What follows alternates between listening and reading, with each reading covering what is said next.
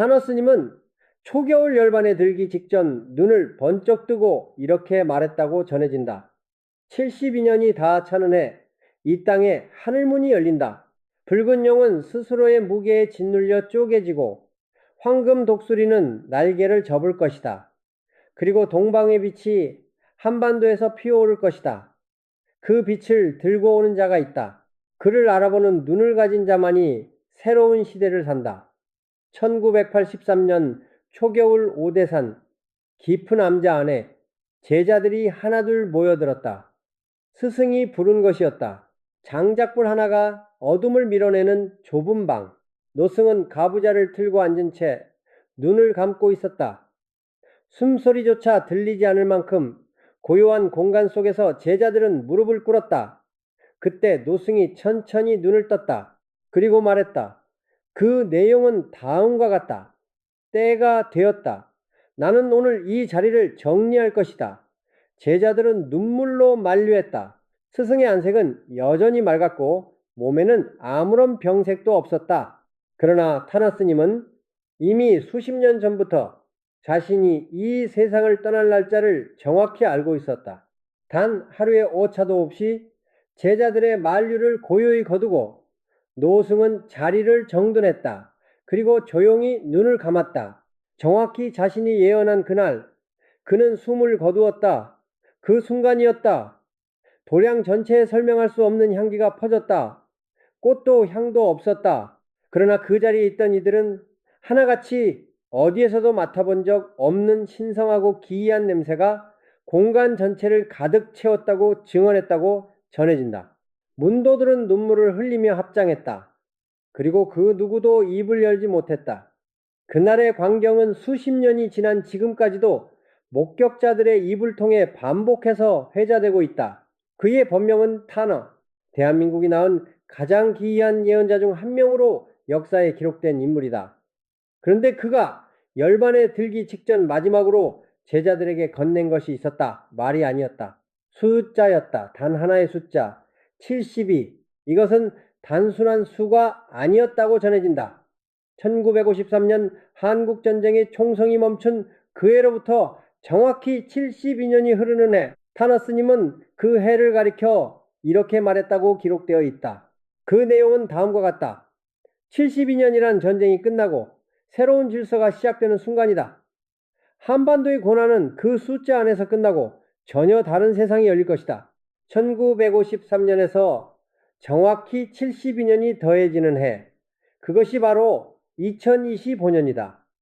스님은 평생에 걸쳐 이 숫자를 붙들고 살았다고 전해진다. 단순한 집착이 아니었다. 그것은 수십 년에 걸친 철학적 탐구와 역사적 분석 끝에 도달한 하나의 결론이었다. 그리고 그 결론의 끝에 타너 스님은 이렇게 덧붙였다고 알려져 있다. 그 내용은 다음과 같다. 그때가 오면 이 땅에 전혀 예상치 못한 인물이 나타날 것이다. 그 등장은 세상 누구도 예견하지 못한 방식으로 이루어지며 그 인물이 발을 딛는 순간 한반도의 역사는 완전히 새로운 방향으로 꺾이게 될 것이다. 그것이 끝이 아니었다. 스님은 마지막 숨을 거두기 직전 눈을 번쩍 뜨고 제자들을 바라보며 한마디를 더 남겼다고 전해진다. 그 내용은 다음과 같다. 그 인물을 알아보지 못하는 자는 변화의 물결에 휩쓸릴 것이다. 그러나 알아보는 자는 새로운 시대의 주인이 된다. 그 말을 끝으로 타너 스님은 눈을 감았다.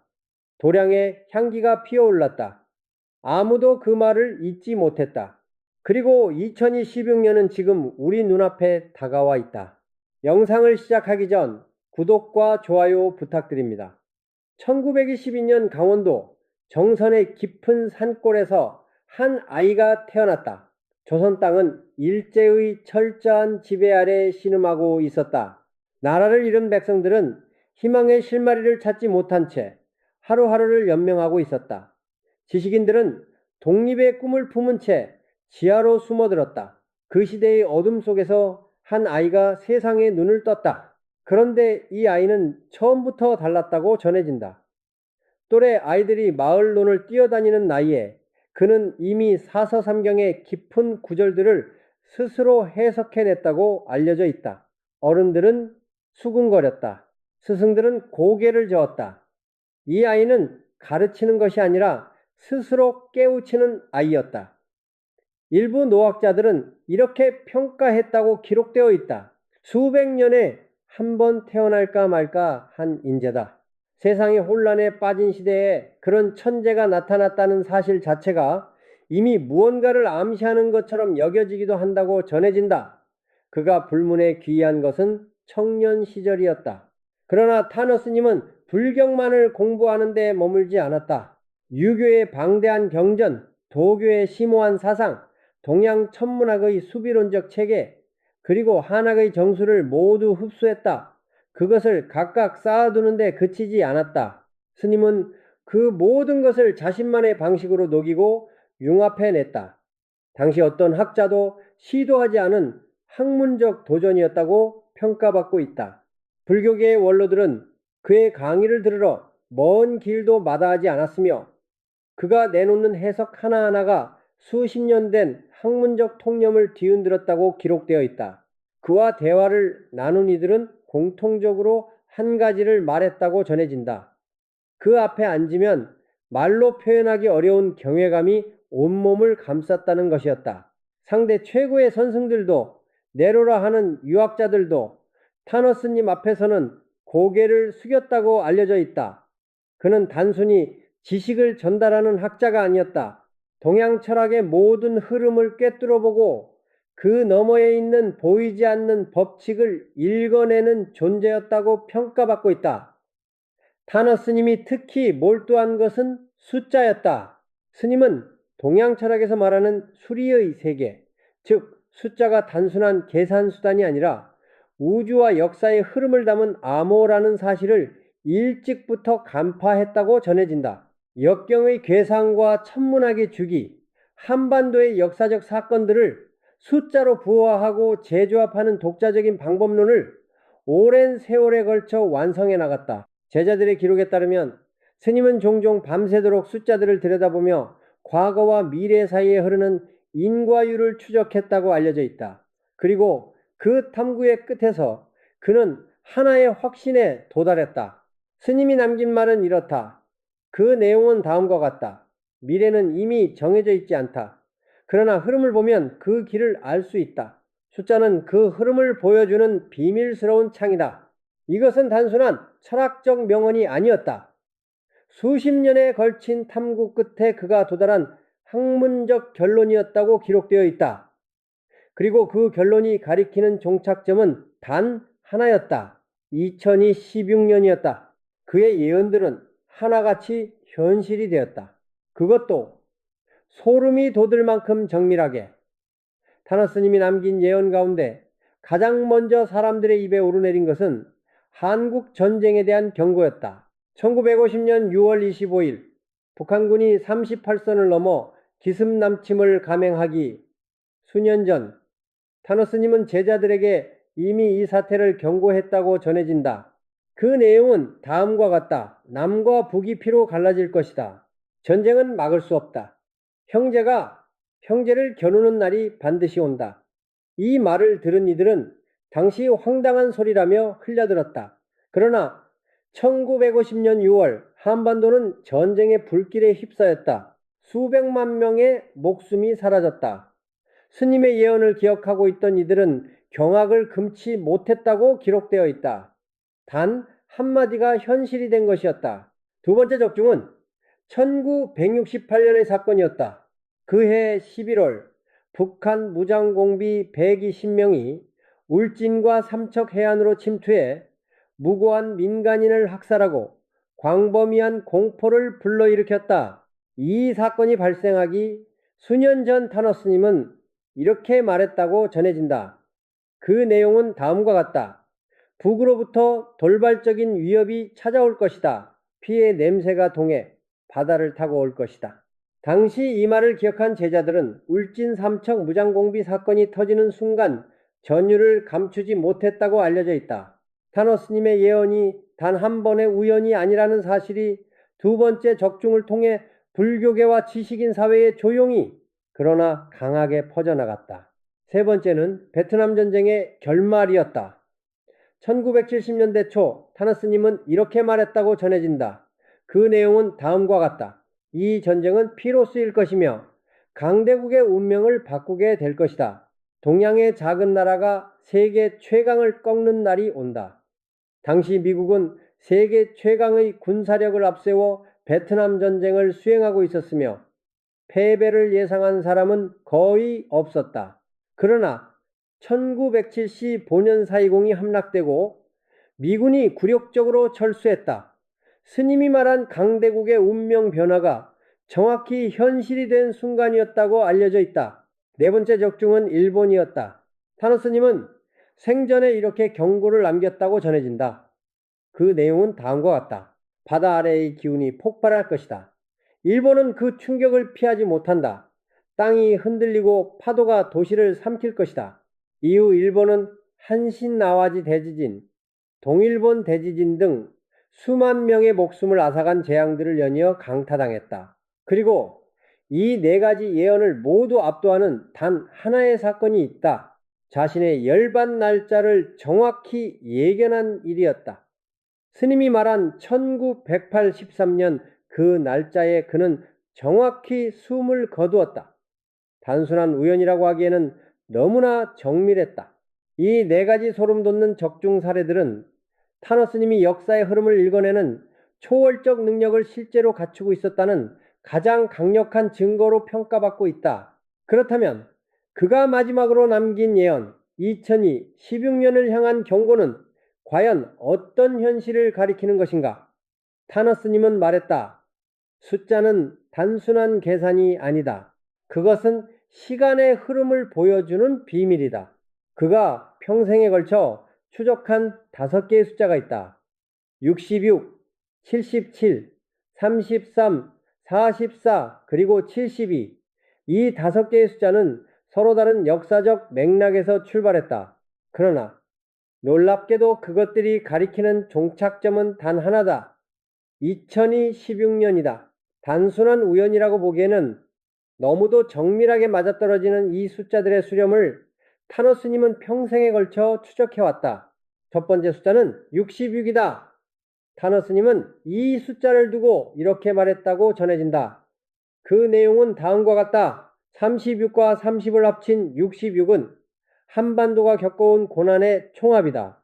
36년은 1910년부터 1945년까지 이어진 일제강점기의 기간이다. 30은 해방 이후 분단과 전쟁, 그리고 냉전의 그림자 속에서 한반도가 신음한 세월이다. 66년이라는 시간이 한반도에 축적된 고난의 끝을 상징한다고 설명했다. 66년의 시련이 끝나는 지점에서 비로소 새로운 흐름이 시작된다는 것이었다. 한순간 숫자를 더한 것처럼 보이지만 그 배경에는 한민족 근대사 전체를 꿰뚫는 통찰이 담겨 있다고 알려져 있다. 두 번째 숫자는 77이다. 스님은 일본의 항복 선언을 음력으로 환산하면 7월 7일, 즉 77이 된다는 점에 주목했다. 그 내용은 다음과 같다. 77은 한민족이 잃어버렸던 것을 되찾은 날의 숫자다. 그것은 통일의 단서가 될 것이다. 한민족이 다시 하나가 되는 순간 이 숫자가 중요한 역할을 하게 될 것이다.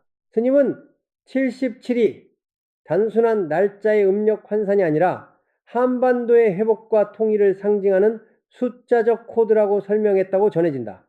세 번째 숫자는 33이다. 타나스님은 12년을 하나의 역사적 주기로 보았다. 그 주기가 3번 반복되면 36년이 되고 이것이 한반도의 운명이 반복되는 구조적 주기라고 설명했다. 33이라는 숫자는 이 3번의 주기가 맞닿는 지점, 즉 역사의 방향이 전환되는 순간을 암시한다고 알려져 있다. 네 번째 숫자 44는 통일의 전환점을 상징한다고 기록되어 있다. 음력 특정 날짜가 한반도 변화의 시작을 알리는 날이 될 것이라고 스님은 말했다고 전해진다. 그리고 마지막 가장 핵심적인 숫자는 72이다. 타너 스님은 이 숫자에 대해 가장 명확하게 설명했다고 기록되어 있다. 그 내용은 다음과 같다. 72년, 그것은 전쟁이 끝나고 새로운 질서가 시작되는 순간이다. 1953년 한국전쟁 휴전으로부터 정확히 72년이 지나는 해가 2025년이다. 단순한 세월의 흐름이 아니라 고난과 시련을 딛고 새로운 변화가 폭발하는 임계점이 바로 이 72년이라는 것이었다.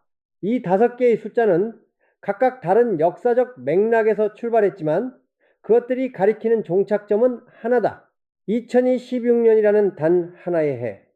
수가 차면 물이 넘친다. 변화는 필연이다. 타노스님이 평생 믿었던 이 한마디가 지금 이 순간 가장 묵직하게 울려 퍼지고 있다. 어둠은 갑자기 찾아올 것이다.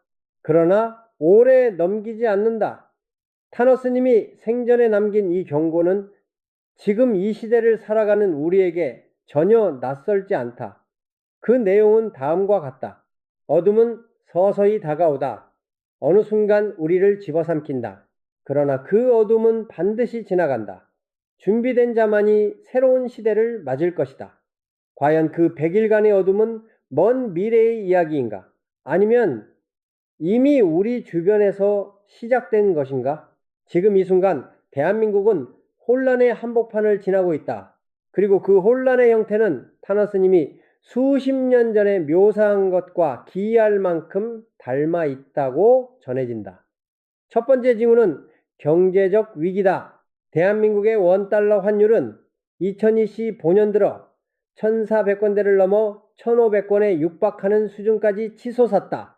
이는 외환위기 이후 최고 수준으로 수출 의존도가 높은 한국 경제에 심각한 충격을 주고 있다고 알려져 있다. 미중 패권 전쟁은 새로운 국면에 접어들었고 미국의 관세 폭탄과 중국의 보복 조치 사이에서 한국 제조업은 갈 곳을 잃고 있다. 가계부채 규모는 GDP 대비 세계 최고 수준을 유지하고 있으며 부동산 시장의 침체는 내수 경제 전반을 짓누르고 있다.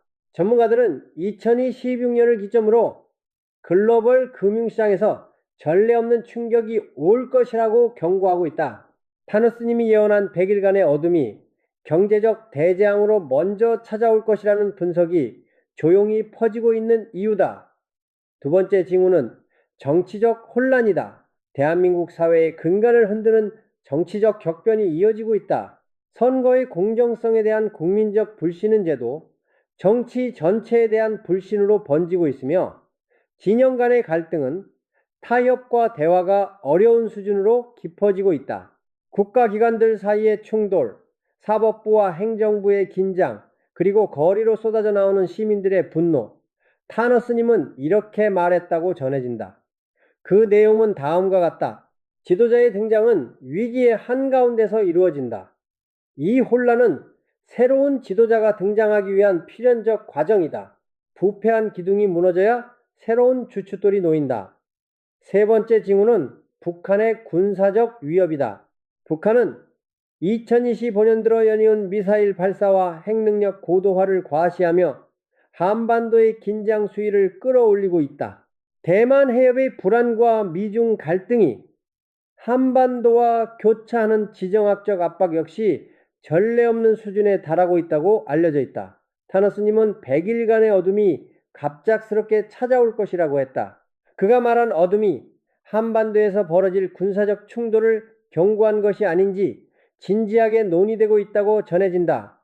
그러나 타노스님은 단순히 공포만을 남기지 않았다. 그 내용은 다음과 같다. 어둠은 짧지만 깊을 것이다. 그러나 그것은 반드시 지나간다. 검은 구름이 하늘을 덮더라도 그 뒤에 태양은 반드시 다시 떠오른다. 그리고 그 어둠이 거친 자리에서 권능의 지도자가 등장한다는 것이 스님의 예언이 가리키는 핵심이었다. 일본 영토의 일부가 바다로 가라앉을 것이다. 타노스님이 생전에 남긴 이 예언은 오랫동안 황당한 소리로 치부되어 왔다. 그러나 지금 이 순간 그 예언을 단순히 웃어넘기기 어렵게 만드는 현실이 눈앞에 펼쳐지고 있다. 그 내용은 다음과 같다. 바다 아래의 기운이 다시 한번 폭발할 것이다. 일본은 그 충격을 피하지 못할 것이다. 섬의 일부가 바다 아래로 사라지는 날이 올 것이다. 불의 시대가 열리면 바다가 그 끝을 봉인할 것이다.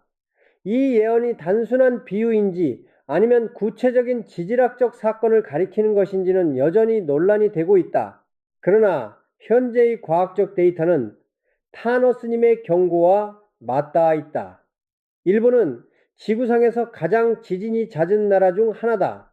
일본 기상청의 공식 발표에 따르면 난카이 해곡 대지진은 앞으로 30년 이내의 발생률이 70%를 넘는다고 알려져 있다.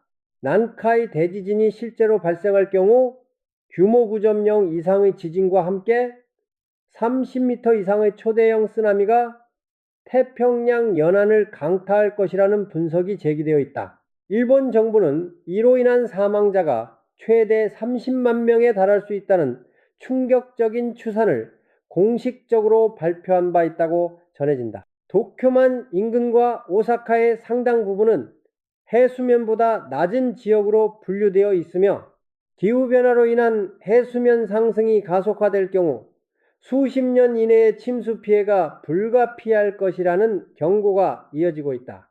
해저 화산 활동 역시 심상치 않은 수준을 유지하고 있으며 일부 지진학자들은 이것이 더 거대한 재앙의 전조일 수 있다고 경고하고 있다고 전해진다. 타너스님은 한 발 더 나아가 일본의 쇠락과 한반도의 부상을 하나의 연결된 서사로 묘사했다. 그 내용은 다음과 같다. 한반도와 일본은 운명으로 이어져 있다. 일본이 재앙으로 인해 지도자의 역할을 잃어가는 그 자리에 한반도가 새로운 중심으로 서게 된다. 생존자들이 한반도로 몰려들게 된다. 전 세계의 자본과 인재, 그리고 살아남은 이들이 한반도를 향해 몰려드는 시대가 온다는 것이었다.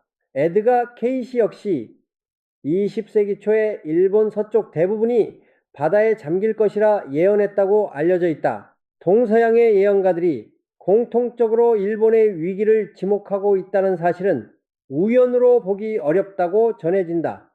타너스님은 일본을 적으로 규정한 것이 아니었다. 역사의 흐름 속에서 일본이 맡아온 역할이 끝나가고 있다는 사실을 담담하게 읽어낸 것이라고 전해진다. 강한 자가 무너지는 자리에서 새로운 강자가 탄생한다. 한 나라의 시대가 끝나는 자리에서 또 다른 나라의 시대가 시작된다. 그것이 역사의 법칙이다. 타너스님은 그 법칙을 정확히 읽어냈다고 알려져 있다. 그 법칙이 가리키는 다음 주인공은 바로 한반도였다. 그리고 그 한반도를 둘러싼 거대한 지각 변동은 일본에서만 끝나지 않는다. 더 거대한 균열이 서쪽에서 다가오고 있었다.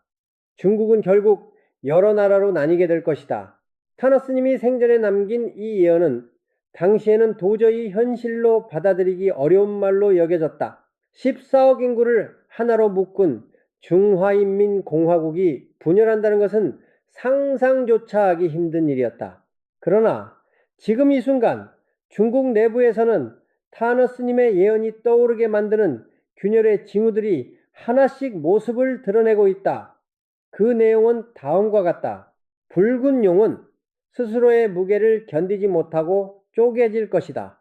하나처럼 보이는 것이 실은 여러 개였음이 드러나는 날이 온다. 거대한 것은 반드시 그 무게에 짓눌린다. 그것이 자연의 이치다.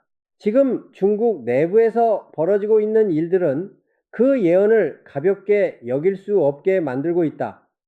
홍콩과 대만을 둘러싼 갈등은 이미 세계적 분쟁의 뇌관이 되어 있다. 2010년 홍콩의 국가보안법 강행 이후 홍콩의 자치권은 사실상 소멸했으며 이에 반발한 수십만 명의 홍콩 시민들이 해외로 떠나는 대탈출이 이어졌다고 전해진다. 대만 해협의 군사적 긴장은 2025년 들어 사상 최고 수준에 달하고 있다. 미국과 중국이 대만을 사이에 두고 군사적 각축을 벌이는 상황은 자칫 잘못되면 동아시아 전체를 전쟁의 소용돌이로 몰아넣을 수 있는 위험으로 평가받고 있다. 신장과 티베트에서의 독립 요구 역시 수십 년째 사그라들지 않고 있으며 위구르족과 티베트인들의 저항은 국제사회에서 점점 더 큰 주목을 받고 있다. 경제적 불안한 체제의 근간을 흔들고 있다.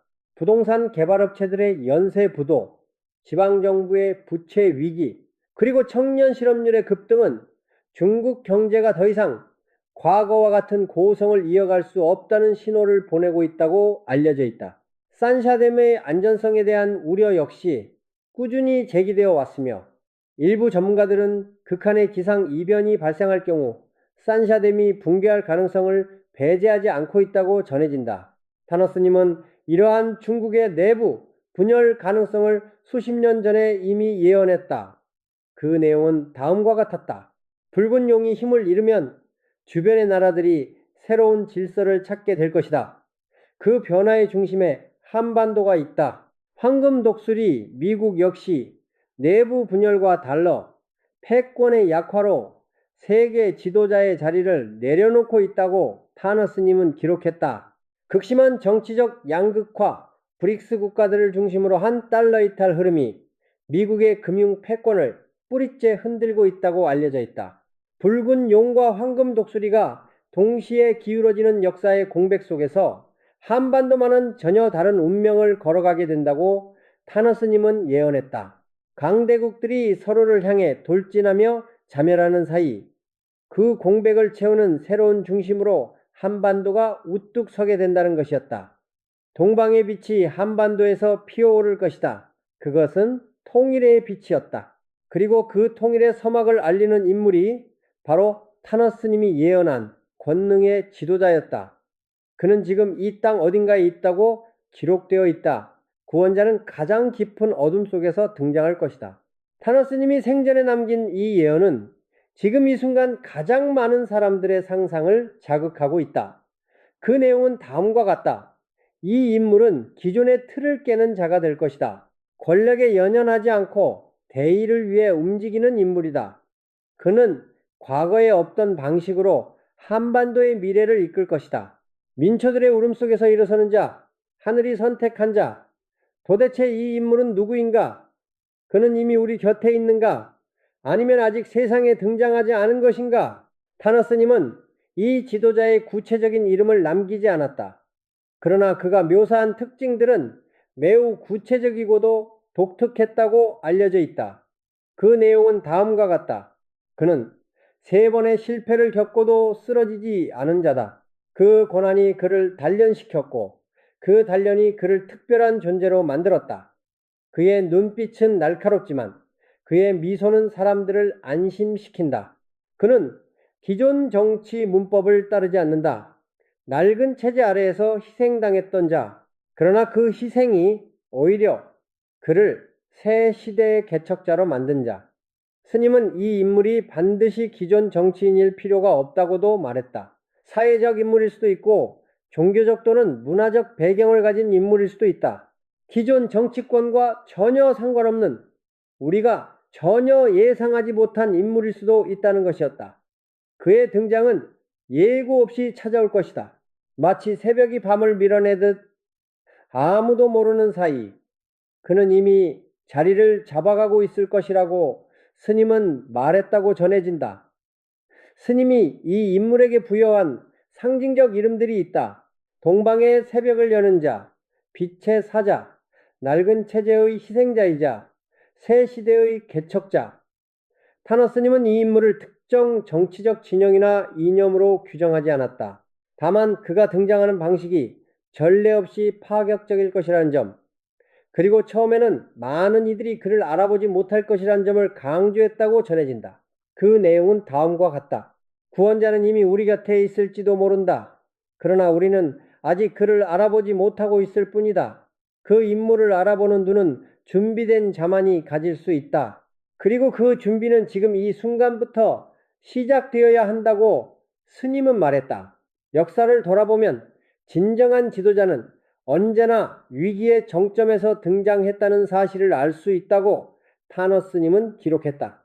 전쟁 중에 영웅이 나타나고 절망이 가장 짙을 때 희망이 빛난다. 그 법칙이 2026년 한반도에도 그대로 적용될 것이라는 것이었다.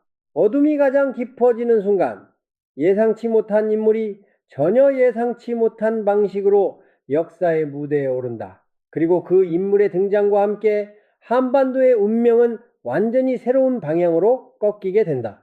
그를 알아보지 못하는 자는 변화의 물결에 휩쓸리고 그를 알아보는 자는 새로운 시대의 주인공이 된다고 타너스님은 경고했다고 기록되어 있다. 과연 그 인물은 지금 어디에 있는가? 그 답의 실마리는 한반도의 찬란한 미래 속에 감춰져 있다. 한반도가 통일되는 날 세계의 중심축이 바뀔 것이다. 타너스님이 남긴 예언 가운데 가장 찬란한 대목이 바로 이것이다. 한반도의 통일이 단순히 두 나라가 하나가 되는 사건이 아니라 세계 문명 전체의 무게중심이 이동하는 역사적 대전환이 될 것이라는 예언이었다. 스님은 이 예언을 막연한 희망으로 남기지 않았다. 구체적인 근거와 방향을 함께 제시했다고 전해진다. 그 내용은 다음과 같다. 통일은 전쟁이 아니라 흐름으로 이루어질 것이다. 변화가 밀려올 때 막을 수 없는 물결처럼 통일은 그렇게 찾아올 것이다. 그리고 그 통일이 완성되는 순간 한반도는 800년 만에 찾아오는 대운의 시기를 맞이하게 된다고 기록되어 있다. 세계의 경제적 중심, 문화적 중심, 정신적 중심이 한반도로 이동하는 시대. 타너스님은 그 시대의 문을 여는 열쇠가 바로 이 구원자라고 말했다. 지금 대한민국은 이미 세계 무대에서 전례 없는 위상을 자랑하고 있다. 반도체와 배터리, 인공지능과 바이오 분야에서 한국의 기술력은 세계 최상의 수준으로 평가받고 있다. 삼성과 SK 하이닉스는 전 세계 반도체 공급망의 핵심축이 되었으며 한국의 배터리 산업은 전기차 시대를 이끄는 핵심 동력으로 자리 잡았다고 알려져 있다.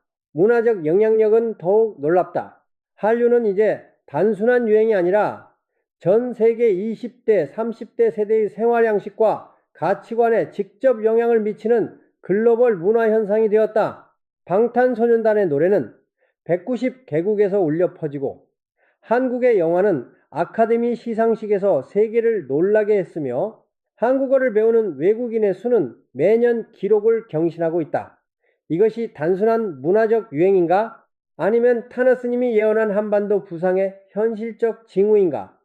타너스님은 통일 이후 한반도가 누리게 될 영광을 네 가지 차원으로 묘사했다고 전해진다. 그 내용은 다음과 같다. 첫째, 경제적 리더십. 한반도는 AI와 반도체, 첨단 기술 산업에서 세계 주도권을 완전히 확보할 것이다. 통일로 인해 북한의 풍부한 지하자원과 노동력이 남한의 기술력과 결합할 때 그 경제적 잠재력은 현재의 어떤 국가도 쉽게 따라오지 못할 수준이 될 것이다. 둘째, 문화적 리더십. 한류가 세계적 정체성으로 완전히 자리를 잡고 한국어와 한국 문화가 전 세계에서 가장 영향력 있는 문화 코드 중 하나로 인정받게 될 것이다. 셋째, 정치적 리더십. 한반도를 중심으로 동아시아 평화체제가 구축되고 한국이 그 중재자이자 보증인이 되는 새로운 국제질서가 형성될 것이다. 넷째, 정신적 리더십.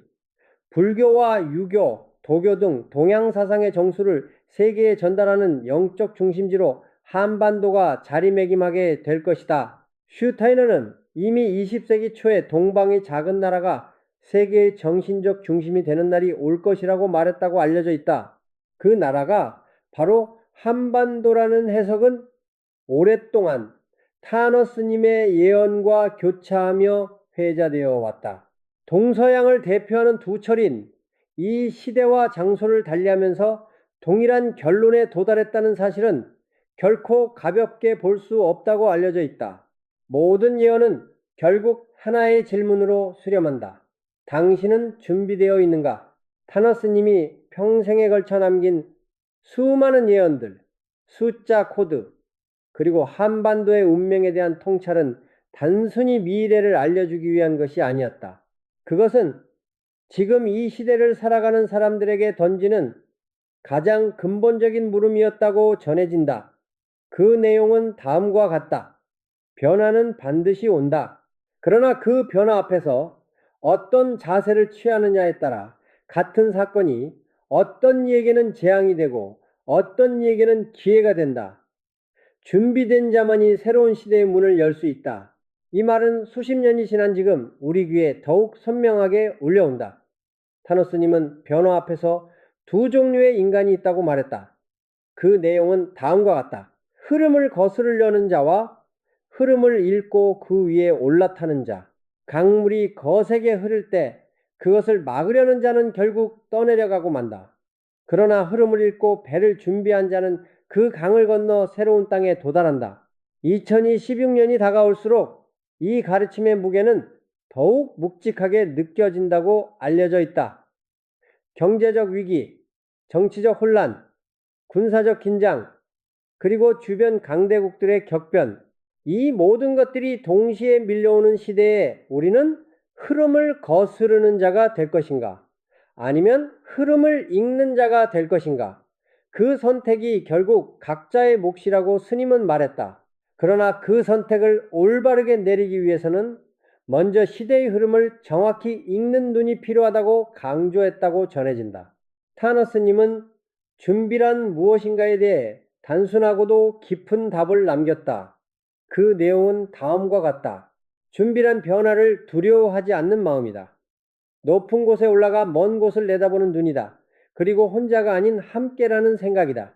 혼란의 시대일수록 개인이 아닌 공동체의 힘이 중요하다. 한반도가 세계의 중심이 될 수 있는 것은 뛰어난 개인이 있어서가 아니라 고난을 함께 견뎌온 공동체의 저력이 있기 때문이라고 강조했다고 알려져 있다.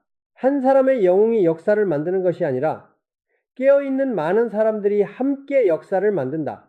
그 깨어있음이란 두려움 앞에 무릎을 꿇지 않는 용기이며 혼란 속에서도 방향을 잃지 않는 지혜이며 혼자만의 안락보다 공동체의 회복을 먼저 생각하는 연대의 마음이다.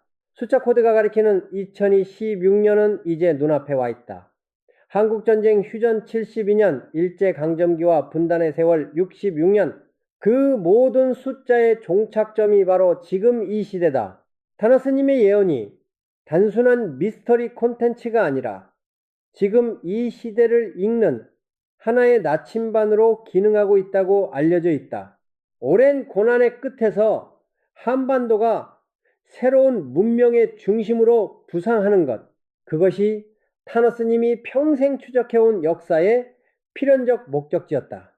모든 것이 무너지는 것처럼 보이는 그 순간 사실 새로운 것이 세워지고 있는 것이다. 파괴처럼 보이는 것이 새로운 창조의 과정이다. 역사는 반드시 흐른다. 그리고 그 흐름의 끝에 타너스님이 예언한 빛이 기다리고 있다고 전해진다. 이처럼 타너스님의 기이한 예언은 오늘날에도 여전히 수많은 사람들의 깊은 궁금증을 자아내고 있다. 영상이 마음에 드셨다면 구독과 좋아요 부탁드립니다.